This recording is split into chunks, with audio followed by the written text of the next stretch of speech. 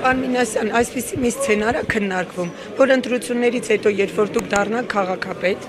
ձեր համար երկրորդ, այսինքն Աննա Հակոբյանի բարեկամն է դառնալու քաղաքապետ։ Շատ քննարկվում է այս հարցը, որքանով է իրատեսական այս սցենարը։ Տեսեք, դա անդիմության կողմից տարածվող բացարձակ կեղծ թեզ է։ Ես ուսանողական տարիներս անցկացրել եմ Երևանում, հնարավորություն եմ ունեցել ապրել, մնալ Երևանում, ունենալ ավելի հետաքրքիր լավ աշխատանք,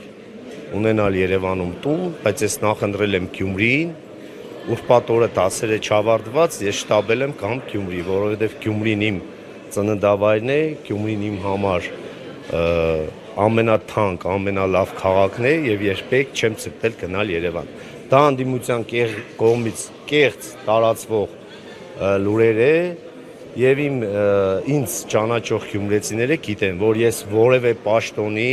որևէ գումարի դիմաց երբեք իմ արժանապատվությունը չեմ նսեմացնի։ Ես որոշել եմ մտնել այս process-ի մեջ, որպեսզի դառնամ Գյումրի համայնքի ղեկավար եւ Գյումրին դարձնել զարգացող, գեղեցիկ, կառուցապատվող, գյումրեցիներին վայել քաղաք։